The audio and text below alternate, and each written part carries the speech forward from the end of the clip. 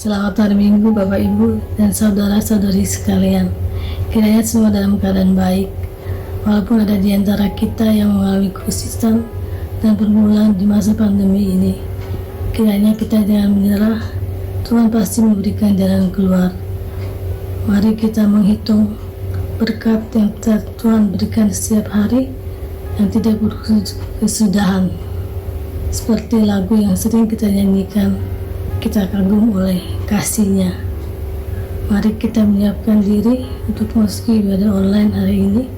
Jangan lupa dorong anak-anak kita untuk beribadah. Sekolah minggu akan diselenggarakan melalui media Zoom secara online dan Ignite channel untuk para remaja dan pemuda kita. Kiranya Tuhan memberikan kesehatan kepada kita sekalian, terutama sukacita dalam menjalani kehidupan yang berkenan di hadapan Tuhan. Selamat hari Minggu, selamat beribadah. Tuhan Yesus memberkati.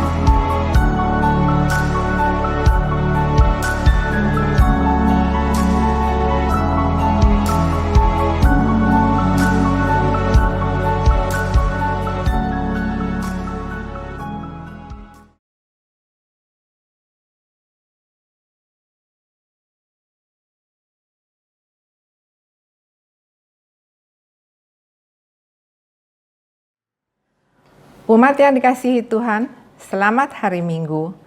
Ibadah kita hari ini, Minggu 16 Agustus 2020, akan dilayani oleh Pendeta Emeritus Roni Setiamukti.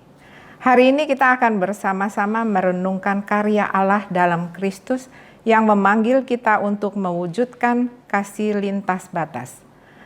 Mengawali ibadah ini, bersama-sama membaca Mazmur 67, ayat 2-7 secara berbalasan. Kiranya Allah mengasihani kita dan memberkati kita, kiranya Ia menyinari kita dengan wajah-Nya. Supaya jalanmu dikenal di bumi dan keselamatanmu di antara segala bangsa. Kiranya bangsa-bangsa bersyukur kepadamu ya Allah. Kiranya bangsa-bangsa semuanya bersyukur kepadamu. Kiranya suku-suku bangsa bersukacita dan bersorak-sorai, sebab Engkau memerintah bangsa-bangsa dengan adil dan menuntun suku-suku bangsa di atas bumi. Kiranya bangsa-bangsa bersyukur kepadamu ya Allah. Kiranya bangsa-bangsa semua bersyukur kepadamu. Karena telah memberi hasilnya, Allah kita memberkati kita. Allah memberkati kita. Kiranya segala ujung bumi takut akan Dia. Umat Tuhan, mari berdiri. Kita bersama-sama menyanyikan KJ 46, bait 1, 2, dan 5. Besarkan nama Tuhan.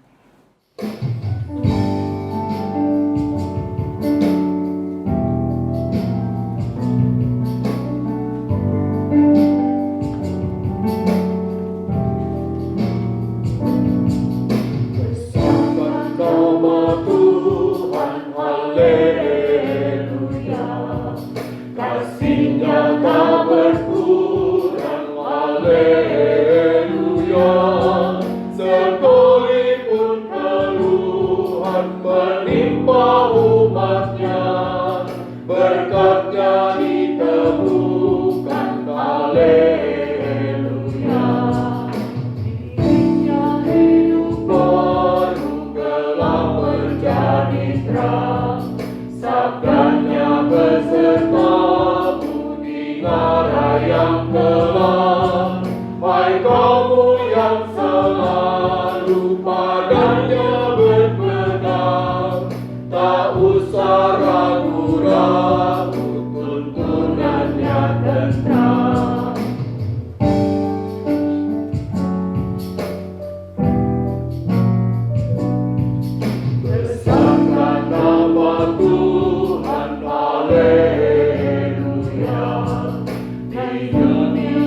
serukan kemuliaannya, janjinya dikukuhkan demi manusia.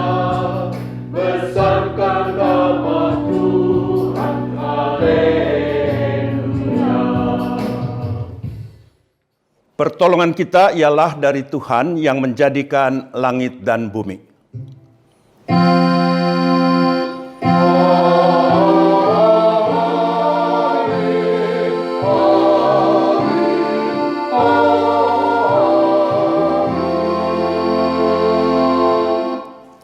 Salam dan damai sejahtera dari Allah Bapa kita dan dari Tuhan Yesus Kristus, serta persekutuan dengan Roh Kudus menyertai saudara sekalian. Dan menyertai saudara juga. Umat Tuhan, silakan duduk. Kita dihadirkan Allah di dunia dengan bermacam-macam perbedaan. Ada perbedaan etnik, bahasa, bahkan latar belakang keluarga. Perbedaan itu adalah anugerah Allah. Allah merancangkan perbedaan karena Ia menghendaki kita untuk saling berbagi kasih dan saling menopang. Menyambut anugerahnya, mari kita bersama-sama menyanyikan KJ 178 bait 1 dan 2. Karena kasih-Nya padaku.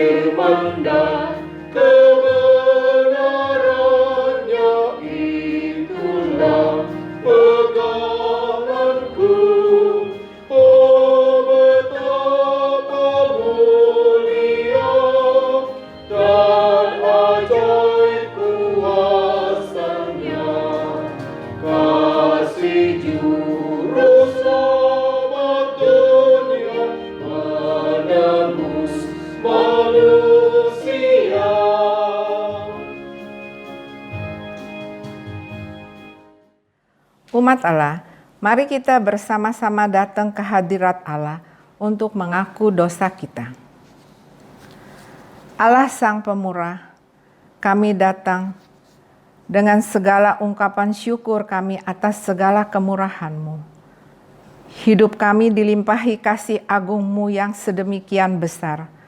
Bahkan kami mampu melewati saat-saat yang berat dalam menghadapi pandemi COVID-19. Semata-mata karena anugerah-Mu. Kami bersyukur atas anugerah yang sangat besar ini.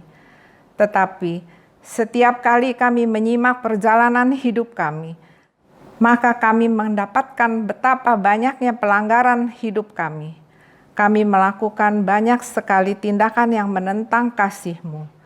Bahkan kami sering abai terhadap panggilan-Mu untuk tindakan yang harus kami lakukan.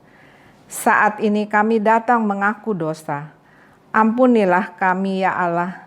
Jangan biarkan kami hidup dalam sikap yang bertentangan dengan kasih-Mu.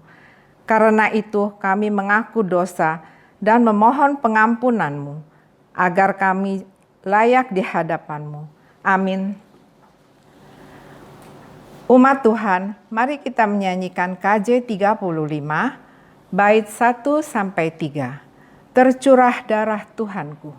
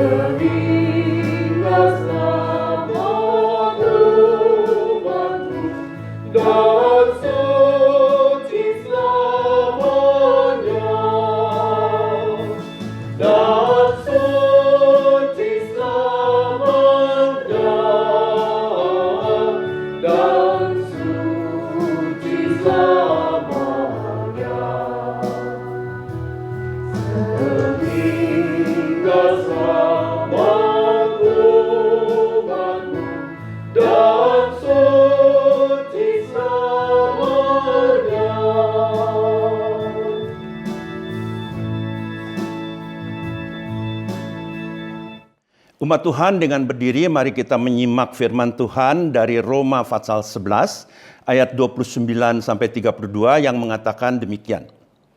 Sebab Allah tidak menyesali kasih karunia dan panggilannya. Sebab sama seperti kamu dahulu tidak taat kepada Allah, tetapi sekarang beroleh kemurahan oleh ketidaktaatan mereka. Demikian juga mereka sekarang tidak taat, supaya oleh kemurahan yang telah kamu peroleh, mereka juga akan beroleh kemurahan. Sebab Allah telah mengurung semua orang dalam ketidaktaatan, supaya Ia dapat menunjukkan kemurahannya atas mereka semua. Demikianlah berita anugerah dari Tuhan. Syukur kepada Allah. Sambutlah salam damai. Damai Tuhan besertamu. Damai Tuhan besertamu juga. Umat Tuhan, mari kita menyanyi kembali dari Kidung Jemaat 257, bait pertama dan kedua. Aku gereja, kau pun gereja.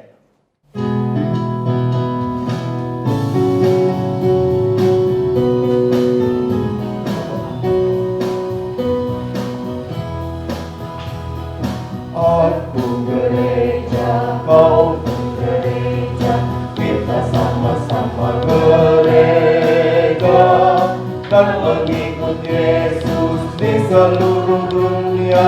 Kita sama-sama gereja. Gereja bukanlah gedungnya dan bukan pula menaranya.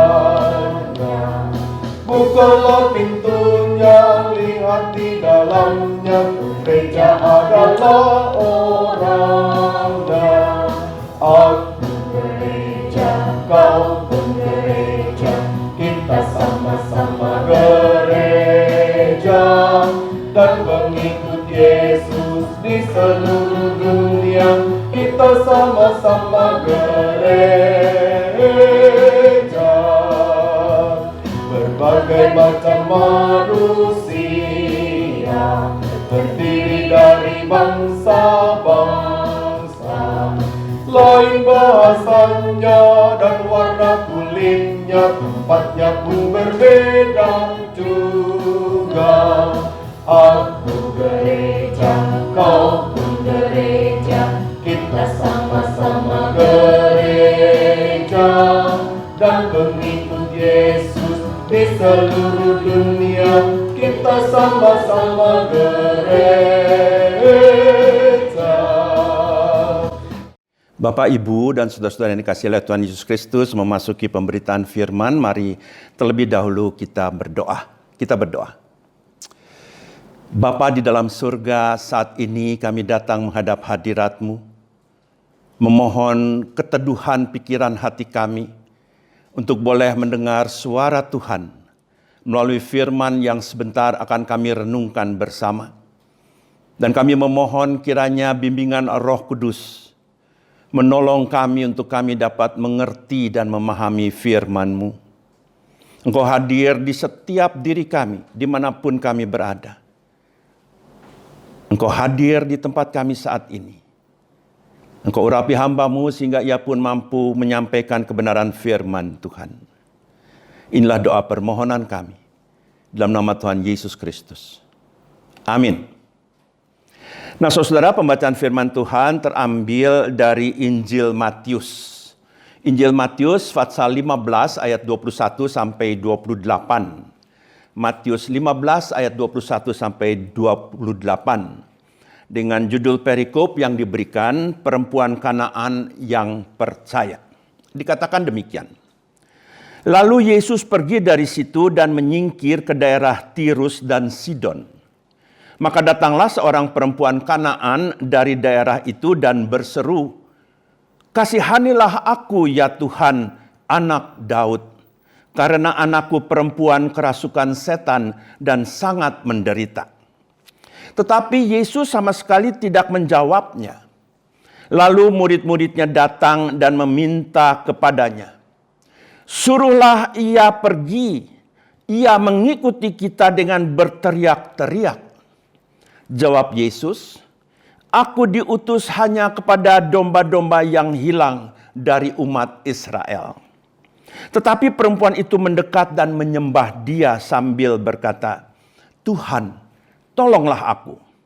Tetapi Yesus menjawab, "Tidak patut mengambil roti yang disediakan bagi anak-anak dan melemparkannya kepada anjing." Kata perempuan itu, "Benar Tuhan, namun anjing itu makan remah-remah yang jatuh dari meja tuannya." Maka Yesus menjawab dan berkata kepadanya, "Hei ibu, besarlah imanmu. Maka jadilah kepadamu seperti yang kau kehendaki." Dan seketika itu juga anaknya sembuh. Demikianlah pembacaan firman Tuhan. Berbahagialah kita yang boleh terus mendengarkan firman Tuhan dan memeliharanya. Haleluya. Bapak, Ibu, dan saudara-saudara yang dikasihi oleh Tuhan Yesus Kristus, apa yang telah kita baca tadi mau memperlihatkan kepada kita sebuah pengajaran yang seringkali terlupakan ataupun walaupun barangkali kita tahu namun kita tidak begitu peduli. Nah, mari saudara kita melihat apa yang sebenarnya terjadi. Sejak zaman Perjanjian Lama, saudara-saudara, khususnya pada zaman Nabi Yesaya, Tuhan telah merencanakan untuk mengumpulkan semua bangsa untuk diselamatkan. Bagian dari pembacaan kita, kalau kita mengikuti lectionary, maka ada bacaan dari kitab Yesaya.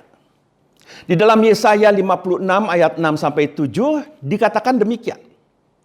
Dan orang-orang asing yang menggabungkan diri kepada Tuhan untuk melayani Dia, untuk mengasihi nama Tuhan, dan untuk menjadi hamba-hambanya. Ayat ke-7 dikatakan, "Mereka akan kubawa ke gunungku yang kudus, dan akan kuberi kesukaan di rumah doaku. Sebab rumahku akan disebut rumah doa bagi segala bangsa." Jadi pada zaman PL, pada zaman Nabi Yesaya, Tuhan mau menyapa setiap bangsa. Tuhan berkenan kepada bangsa-bangsa kalau mereka mau mengasihi nama Tuhan dan menjadi hamba-hambanya. Namun apa yang terjadi, saudara? Masih banyak orang Yahudi yang belum bisa memahami serta menerima bahwa kedatangan Tuhan Yesus ke dunia ini untuk semua orang, termasuk bagi mereka yang tidak taat. Itu pun dikutip oleh Rasul Paulus dalam suratnya kepada jemaat di Roma pasal 11 ayat 29-32 yang tadi juga kita sudah sama-sama membacanya. Saudara, demikian sikap para murid Yesus. Ada yang tidak suka menerima orang asing. Peristiwa wanita Kanaan yang ditolong oleh Tuhan Yesus mau menunjukkan kefanatikan para pengikutnya dan sekaligus untuk menunjukkan bahwa keselamatan Tuhan itu ditujukan untuk semua bangsa. Bukan hanya untuk satu golongan saja. Oleh karena itu kita memakai sebuah tema, kasih lintas batas. Dan melalui tema ini kiranya kita sebagai umat Tuhan mau mengasihi semua orang. Siapapun mereka. Meskipun berbeda karakter, suku, agama, ras, dan golongan.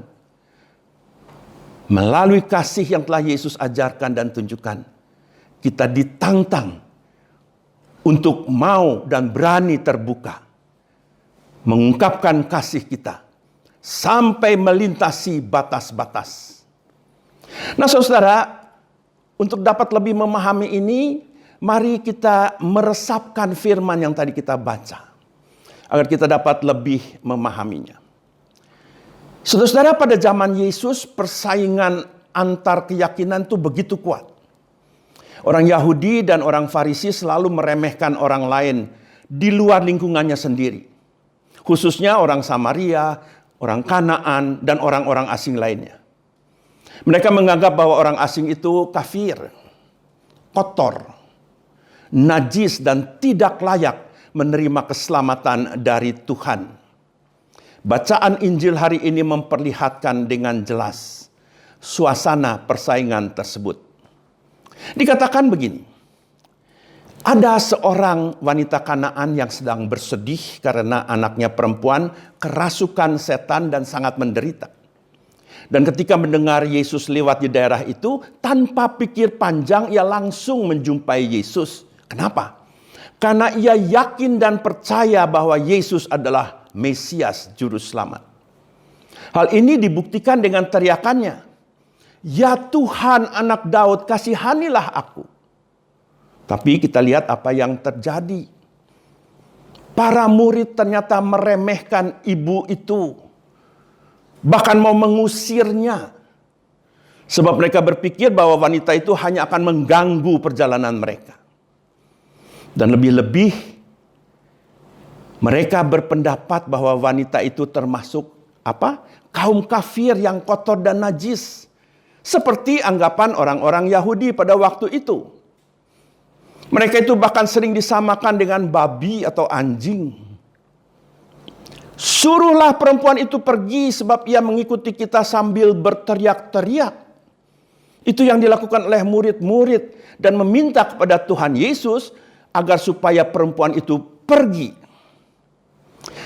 Saudara-saudara, di sini kita melihat bagaimana para murid juga mempunyai anggapan dan mengira bahwa Yesus datang hanya bagi orang Yahudi saja dan tidak mau berbuat apa-apa bagi orang asing. Oleh karena itu mereka minta kepada Yesus untuk melakukan hal itu. Tapi sikap Yesus ternyata hendak menunjukkan kepada murid-murid bahwa mereka mempunyai persepsi yang salah. Nah, bagaimana caranya untuk membuka pikiran para murid sehingga mereka tahu apa tujuan Yesus datang ke dunia ini? Maka Tuhan Yesus mau menunjukkan serta menguji iman wanita itu di hadapan para murid melalui sebuah pernyataan yang seakan-akan juga membahasakan pikiran para murid. Yesus berkata, "Aku diutus hanya pada domba-domba yang hilang dari umat Israel." Tetapi apa yang terjadi? Sungguh aneh. Wanita itu tidak undur dan putus asa atau takut, tapi malahan mendekat Yesus lalu memohon, "Tuhan, tolonglah aku." Dan sekali lagi Yesus membahasakan pikiran para murid dengan mengatakan, tidak layak orang mengambil roti yang disediakan bagi anak-anak dan melemparkannya kepada anjing. Oleh kata-kata ini wanita itu justru menampakkan keyakinannya yang kuat. Dia berkata, "Benar Tuhan, tetapi anjing-anjing pun makan remah-remah yang jatuh dari meja tuannya." Dengan kata lain, bapak-bapak, ibu-ibu dan saudara-saudara yang dikasihi oleh Tuhan Yesus, ibu ini mengakui bahwa bagaimanapun juga Tuhan akan berbelas kasih kepada siapa saja. Betapapun hinanya, Tuhan memiliki belas kasih yang begitu luar biasa. Maka dengan jawaban itu, Tuhan Yesus benar-benar dapat mengajar para murid bahwa orang yang mereka anggap kafir, kotor, dan najis justru menampakkan iman yang besar. Sampai Tuhan Yesus mengatakan, "Hai ibu, sungguh besar imanmu. Terjadilah bagimu seperti yang kau kehendaki." Dan seketika itu juga anaknya sembuh. Saudara, dengan demikian menjadi jelas bahwa tidak benar pendapat bahwa Tuhan Yesus hanya datang untuk satu golongan saja. Sebaliknya, Tuhan Yesus menunjukkan kepada para pengikutnya bahwa orang-orang yang najis, kotor, dan kafir itu justru mempunyai iman yang besar. Itulah alasan mengapa Tuhan Yesus mau mendengarkan wanita asing itu dan mau menyembuhkan anaknya.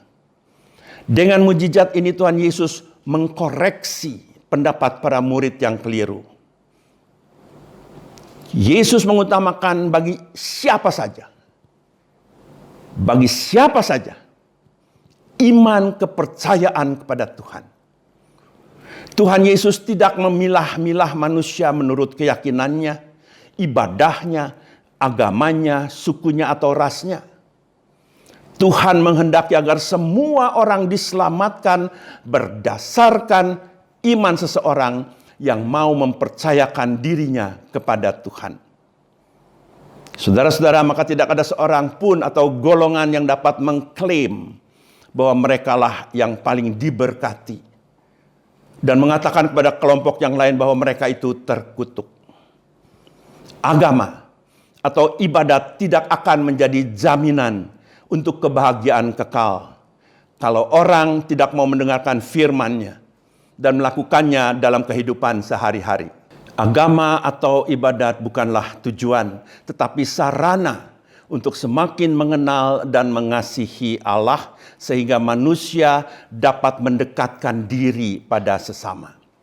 Nah, saudara, mari kita mencoba mencari hubungan dari apa yang tadi kita baca dan renungkan dengan pengalaman kita sehari-hari.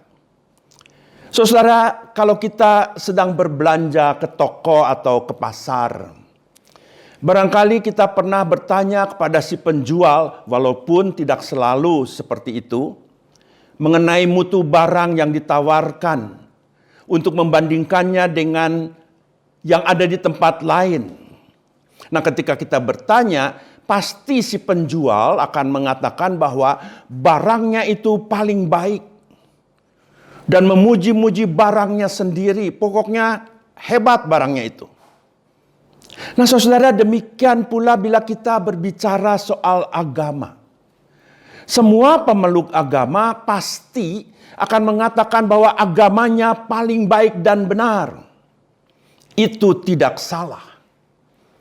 Kalau orang membicarakan soal agama biasanya seperti menilai barang dagangan saja, yaitu dari segi kekurangan, bahkan sampai segi kejelekannya. Berbangga atas iman yang kita miliki itu, saudara-saudara, tidak sama dengan menjelek-jelekan iman orang lain. Sebab nilai suatu kehidupan gereja tidak ditentukan dari pujian atau kritikan dari luar, melainkan apakah setiap penganutnya dapat menghayati imannya sendiri dan juga dari perilaku kehidupannya. Kini saatnya kita mencari pesan dari firman Tuhan yang tadi kita telah renungkan bersama. Saudara-saudara, yang memecah belah kesatuan umat manusia bukanlah agama, melainkan politik dan organisasi-organisasi kemasyarakatan. Karena partai dan golongan-golongan ini mau memaksakan gagasan mereka yang kadang-kadang dilakukan lewat agama. Sehingga terjadilah perpecahan di masyarakat. Peranan agama malahan jadi unsur pemecah. Keadaan seperti ini tanpa disadari bisa terjadi juga di tengah-tengah kita sebagai umat Kristiani. Kita pun sering terbawa arus untuk membeda-bedakan orang lain berdasarkan agama atau keyakinannya. Atau bahkan kita telah menganggap bahwa gereja ini pun hanyalah semacam organisasi kemasyarakatan belaka. Sehingga dalam gereja sendiri kalau terjadi perbedaan pendapat dari beberapa kelompok yang ada, kita sering dengan cepat menyalahkan mereka dan kurang menerima kehadiran mereka. Apa yang terjadi, Bapak, Ibu, dan saudara-saudara yang dikasihi oleh Tuhan Yesus Kristus? Dengan demikian, kita kehilangan cinta kasih yang mempersatukan itu. Tuhan tidak menghendaki adanya pemisahan dan perpecahan di antara umat manusia. Sebaliknya Tuhan menghendaki adanya kesatuan dan persaudaraan yang tidak ada batasannya.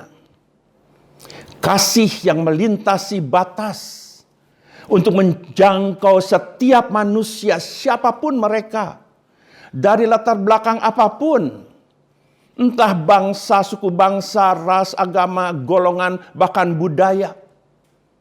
Dengan kasih yang Tuhan Yesus ajarkan, semua mau dirangkul. Dengan kasih yang menyelamatkan itu, semua mau didekatkan kepada Yesus. Jadi saudara-saudaraku, tema kita, kasih lintas batas, harus mewujud nyata dalam kehidupan setiap orang beriman. Terlebih di dalam kondisi seperti sekarang ini, ketika kita dalam tanda kutip menutup diri, membatasi diri, hendaknya kasih itu melewati batasan.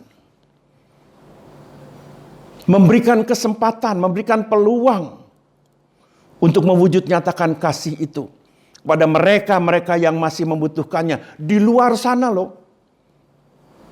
Tidak terbatas dengan kelompok-kelompok. Mulai sekarang tidak ada lagi sekat-sekat yang memisahkan. Tidak ada lagi batasan-batasan. Kenapa? Karena kasih Allah berlaku untuk semua orang. Mari umat yang dikasihi oleh Tuhan Yesus Kristus, bersama-sama kita boleh menyatakan kerinduan kita untuk melaksanakan apa yang telah Tuhan Yesus ajarkan kepada murid-murid melalui contoh dari seorang ibu Kanaan yang sungguh-sungguh menunjukkan keluarbiasaan imannya, menunjukkan bahwa dia mengandalkan dan percaya pada Tuhan Yesus. Kiranya Tuhan Yesus memberkati. Amin.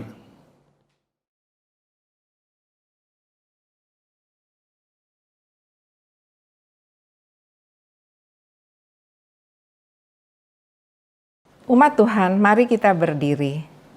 Bersama gereja di segala abad dan tempat, mari kita bersama-sama mengucapkan pengakuan iman rasuli.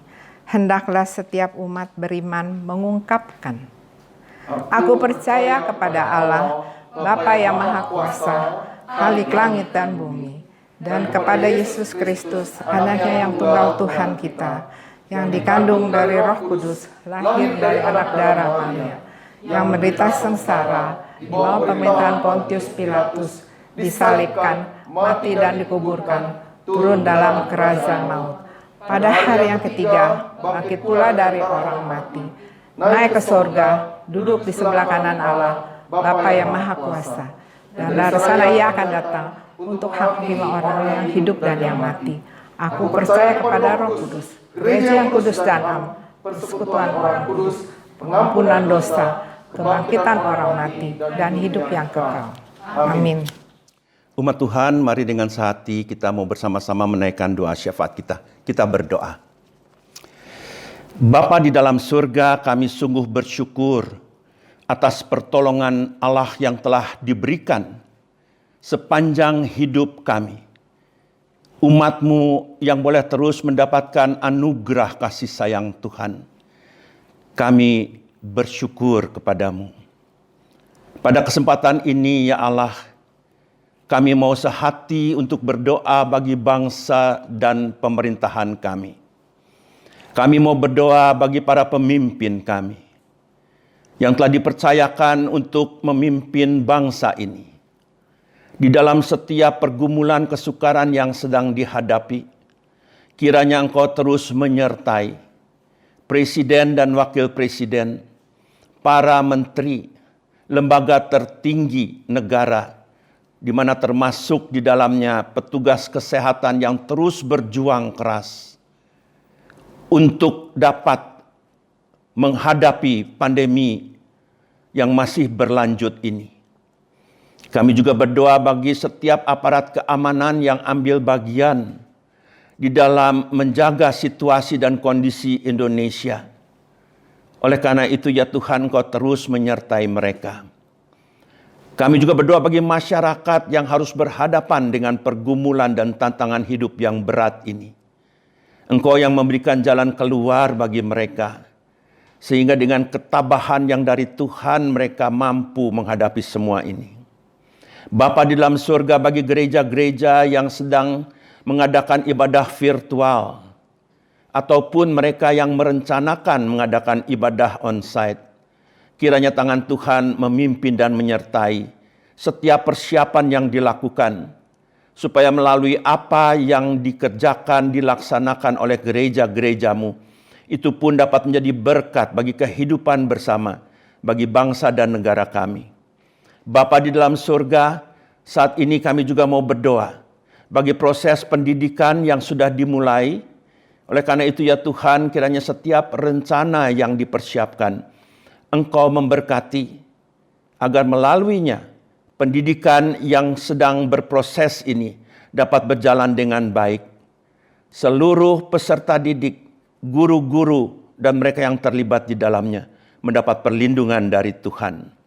Bapa dalam surga, kami juga mau berdoa bagi bencana yang melanda tanah air, bahkan juga dunia.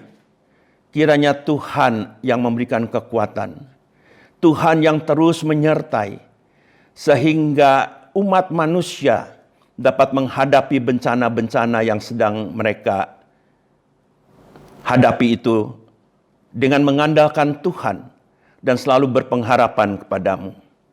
Bapa di dalam surga, kami mau berdoa bagi kesehatan setiap umat-Mu dalam menghadapi krisis COVID-19 ini, agar tangan Tuhan yang menopang, Engkau sendiri yang menjaga dan melindungi, bahkan Engkau memelihara kesehatan setiap umat.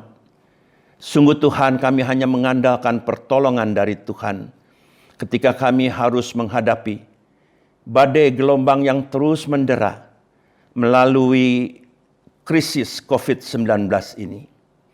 Dalam kesempatan ini juga kami mau berdoa bagi jemaat Tuhan GKI Muara Karang yang sedang berada dalam pergumulan, terkhusus mereka yang sedang sakit dan juga berada dalam proses pemulihan. Kami teringat akan Oma Ratna, Oma Rosi, Oma Lestari, Oma Lili Murni, Oma Ana, Opa John, dan Bapak Tan Manling. Bahkan juga Ibu Megi. Kami percaya ya Tuhan, Engkau terus menyertai mereka. Kami juga terus mengiringi keluarga almarhumah Ibu Sri Purnamawati. Engkau terus memberikan kekuatan bagi keluarga ini untuk menghadapi hari-hari tanpa orang yang mereka kasihi. Sungguh Tuhan, kami menyerahkan pergumulan umat-Mu ke dalam tangan kasih pemeliharaan Tuhan. Kami juga mau berdoa bagi proses pembangunan gedung gereja GKI Muara Karang. Biarlah semuanya berjalan menurut rencana dan kehendak Tuhan. Semuanya berproses sesuai dengan apa yang Tuhan inginkan umat-Mu melakukannya. Bapa di dalam surga, setiap kami, kiranya Engkau terus memelihara di dalam anugerah kasih sayang Tuhan. Inilah doa kami, kuduskan dan sempurnakan doa ini, yang kami alaskan hanya di dalam nama Tuhan Yesus Kristus. Amin. Umat Tuhan, dengan penuh sukacita, mari kita bawa persembahan kepada Allah. Simaklah firman Tuhan dalam Yesaya 56 ayat 6-7. Dan orang-orang asing yang menggabungkan diri kepada Tuhan untuk melayani Dia, untuk mengasihi nama Tuhan, dan untuk menjadi hamba-hambanya. Semuanya yang memelihara hari Sabat dan tidak menajiskannya, dan yang berpegang kepada perjanjianku, mereka akan kubawa ke gunungku yang kudus, dan akan kuberi kesukaan di rumah doaku. Aku akan berkenan kepada korban-korban bakaran dan korban-korban sembelihan mereka yang dipersembahkan di atas mezbahku. Sebab rumahku akan kusebut rumah doa bagi segala bangsa. Umat Tuhan, mari kita membawa persembahan kepada Tuhan. Bagi kita yang rindu menyampaikan persembahan melalui transfer bank, Majelis Jemaat menyediakan sarana melalui nomor rekening Bank Mandiri sebagaimana yang tertera di layar Anda. Kita bawa persembahan syukur kita dengan menyanyikan KJ 298 bait 1 dan 2. Selama bumi didiami.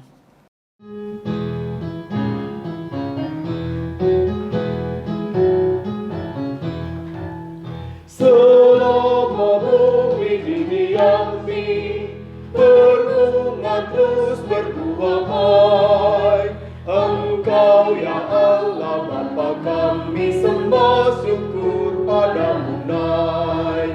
Selama orang berbahasa dan bangsa-bangsa bertemu, sabda kasih-Mu berkuasa dan nama Yesus disebut.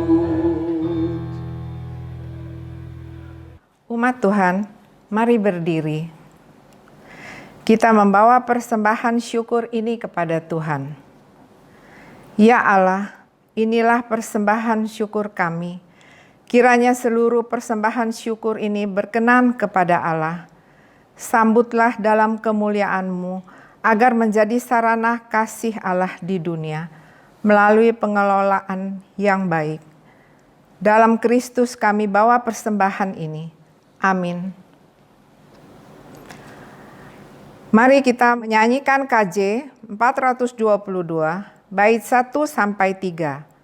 Yesus berpesan.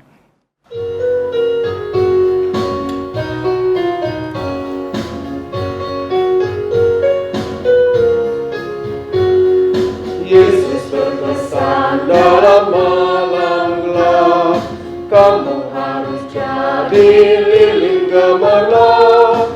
Ada masing-masing di sekitarnya, dalam dunia ini bersinarlah. Yesus berpesan, bersinarlah terang, lilinmu kulihat malam dan siang. Anak masing-masing di sekitarnya, untuk hormat Tuhan bersinarlah.